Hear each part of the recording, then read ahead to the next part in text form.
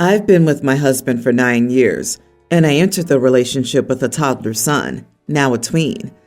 Up until last summer, we were very involved with my husband's family, but that changed after my husband's brother-in-law slapped my son across the face, and the entire family defended my brother-in-law. So what happened was my son was standing at the sink, getting water, and when he turned around, he slammed into brother-in-law, who was standing directly behind him. Brother-in-law had just had surgery on his back a few weeks prior, so my son, running into him, tweaked his back, and he immediately struck my son in the face as an impulse reaction and made no effort to apologize. I told my son to watch what he was doing next time and joked that he was lucky it wasn't worse.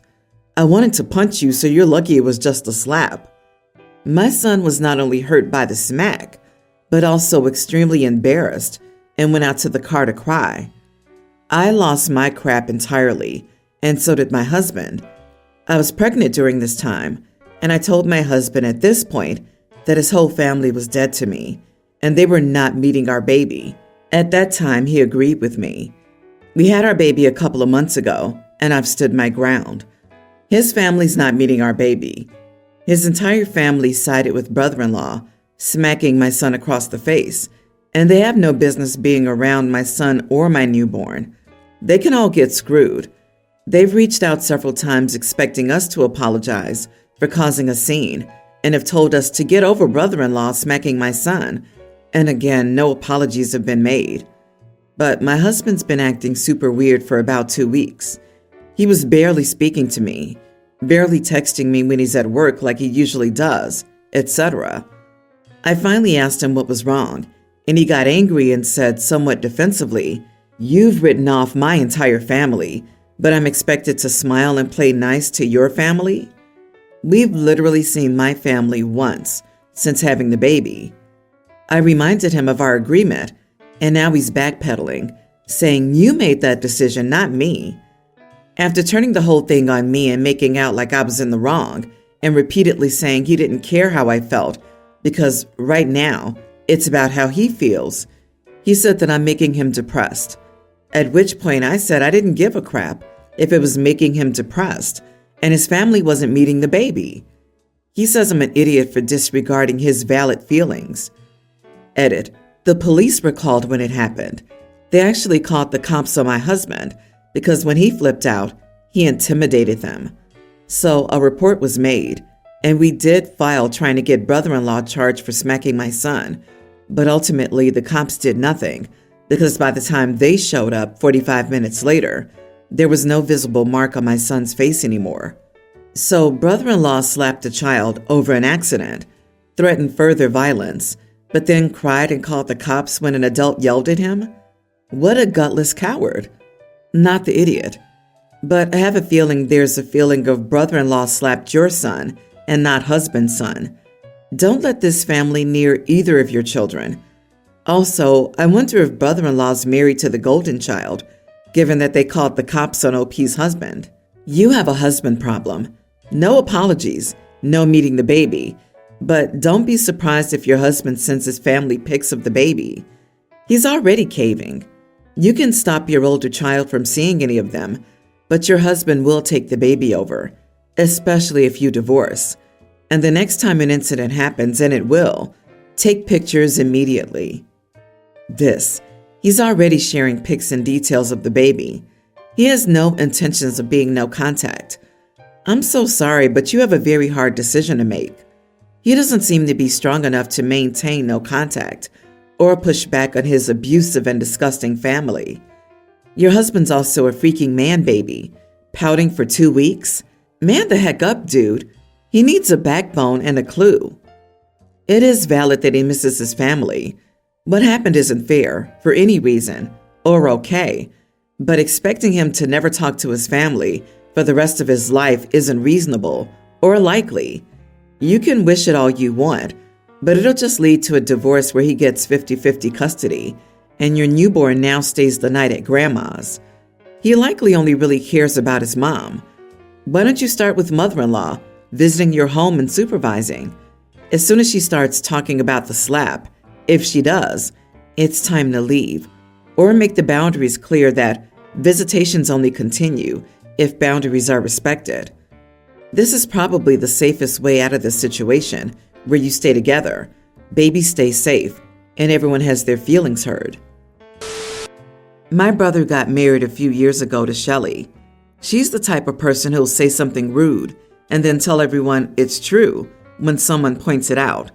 So what's the harm? My mother despised her and opted out of most events just to avoid her. I moved back home a year ago, and at the time, I thought people were just being rude to her or overblowing the things she said. I was wrong.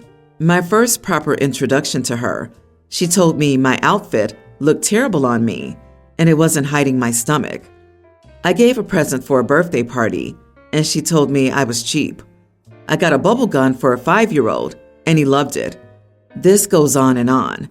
I talked to my brother and he told me she's autistic and she can't help it. I then talked to her and I told her I wouldn't put up with her being rude. Now it's my toddler son's birthday and I invite the family. I wouldn't have invited her, but I don't want to cause waves. She commented on my house decor and I told her it was rude and to knock it off. I lost it when I gave my son a piece of cake and she commented that I shouldn't give him any since he looks fat. I told her to apologize and she told me it was the truth. I told her she was overweight, that if she took care of herself more, she wouldn't be fat, that this was the truth, and that she was rotten on the inside and her looks were just as bad. She ended up crying and leaving. My brother was angry and I was called some fun names. Everyone's torn about whether I should apologize or not. Am I the idiot for telling my sister-in-law that she's overweight and can deal with the truth? Not the idiot. Did your son hear her comment about not giving him cake because he looks fat? A comment like that can have a lasting effect on a child. My daughter, who's over 30 now, remembers a comment someone said about her looking fat when she was 8. She has never forgotten the comment. Having autism should not be an excuse for being rude and hurtful. Don't let her near your kids if she can't control her comments. I might get some flack for this, but not the idiot. If she truly lives by the mantra, well, it's true, then she should learn to eat her words. Why is it okay for her to act this way to everyone around her, but the second it's thrown back at her, you're the bad guy? She called your son fat, stating it's the truth. You responded that she's also fat, which is probably the truth. Don't dish it if you can't take it, in my opinion. Time and a place and being the truth doesn't make it okay. This really feels like an "I'm brutally honest, just deal with it" kind of cop-out to act erroneously like an unfettered idiot, which is not an excuse. I'd be surprised if this girl is actually genuinely autistic. Don't apologize, OP. The gloves are off when a grown-up adult talks smack about an innocent child like that. Your brother is a major idiot for enabling her and letting her insult your child. Don't throw stones when you're in a glass house. I definitely wouldn't invite her to future events. She has no care for others' feelings, and no one will care for hers. I, a female teen, have been on a diet for the last 6 months. I only eat low-calorie foods and drinks marketed as diet or healthy food, although they might be a bit of a scam, but whatever. I went to the fridge to get my salad, and it wasn't there, along with a few other things of mine. I asked my mom about it, and she said she threw all of my food away because she didn't want me dieting anymore. We got into a big fight, and I called her controlling, and she was really upset and said she was trying to help me, and I didn't appreciate her help. I don't understand what she's talking about. I don't get what the problem is with wanting to be healthy and actually looking after my body. She's told me before that she doesn't think I'm eating enough, but then she takes away my food? Like, actually, what the heck? It's so annoying too, because I don't want to eat high-calorie, unhealthy crap, and that's like most of what we have at home. So I have to spend money on getting my food again, but I honestly don't trust her to not get rid of it all again. My dad said I really upset her, and she's kind of angry at me now too. My mom has barely spoken to me, and my dad keeps telling me that I was cruel and to apologize to her. I don't know if I'm in the wrong. I thought it was normal not to be happy when someone gets rid of your food. So, am I the idiot? Edit. I'm 5'5" and 105 pounds. I used to be 136 pounds. My goal is 95 pounds. You are the idiot. You're 5'5" and 105 pounds, saying your goal is 95 pounds? Your mom's trying to save your life. As a teen, you're still physically and mentally developing. Starving yourself will do permanent damage and lock you into the cycles of an eating disorder. You need to get with an experienced nutritionist and therapist to help undo the very dangerous thought patterns that you've developed. Your mom is trying to save your life, so the best way to do so is to throw her food away and not talk about it? What a way to raise a teenager. If anyone is the idiot in this case, it's the mom, not for wanting the best for her child, but for the way she did. It speaks volumes about how she raises her daughter. Mom's actions aren't going to save her life. They'll push her more to stop eating altogether. Everyone's the idiot here. You shouldn't be on diets at your age unless you're being supervised by a professional. Let's start there. And yes, many diet products are a scam. And I'd like to add that many low-calorie products are actually less healthy than their full sugar counterparts. Is your mother controlling, though? She should have dealt with the situation in a different way, expressing her concerns to you before acting out like that. And your father's only entitled to be mad at you if he was present during your fight with your mom. Otherwise, he's the idiot for blindly choosing your mom's side and not hearing your version of the story. I've been married to my husband for 3 years now. He has one son. The boy's mother can't stand me. She hates that their father has found someone after 5 years of being divorced. Anyway, because of that, my stepson Jack and I don't have the best relationship. I'm not involved in his life because that's the way he and his mother want it. He won't speak to me when I try to converse, so I just don't bother anymore. I've offered to do things for him, but his mother always says she doesn't want that woman involved. To keep the peace, I stay out. Now, Jack and I are both musicians. I play several brass and wind instruments, as well as guitar. He's joined the band this year as a 9th grader. Naturally, he wants to play jazz guitar. His mother knows I have several instruments, and I offered one of the lesser value guitars to him, but he and his mother want my 1963 Fender. Absolutely not. For one, he doesn't take care of anything he has. And number two, why am I going to loan something that valuable out to someone who doesn't want to be around me? Sure, the guitar is worth way more, but I got a deal on it for $3,000. My husband says I'm right for not doing it, and he says I shouldn't even offer the old Squier guitar either, and it's only $250. His mother's been blowing up our phones, calling me every name in the book because I'm driving a wedge in his and his father's relationship. How is that so? She says I should try making amends and let him borrow it for the school year. Why am I having to make amends? She even had her friends harass me on Facebook. She claims I ruined his freshman year for band, and I need to make it right. Am I the idiot for refusing to let my stepson borrow my $3,000 guitar for school? Not the idiot, 100%. Mom wants to steal that guitar, sell it, and then try to say the kid lost it and make you feel bad if you try to get reimbursed. I don't know why she would push so hard for this otherwise. OP better lock that guitar and any other instruments away. I can see the kid going and destroying it all out of spite. For real, the kid will go from high school jazz club to wannabe rock star and smash that guitar like he's Jimi Hendrix, then put the video on TikTok to show off to his 10 followers. I am relieved that OP's husband is on her side.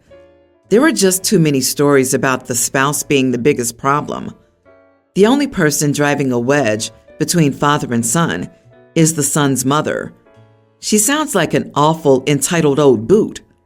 OP, you're genuinely not the idiot. I wouldn't have even offered the squire if he's that rude to you. Keep your guitar safely under lock and key too, now.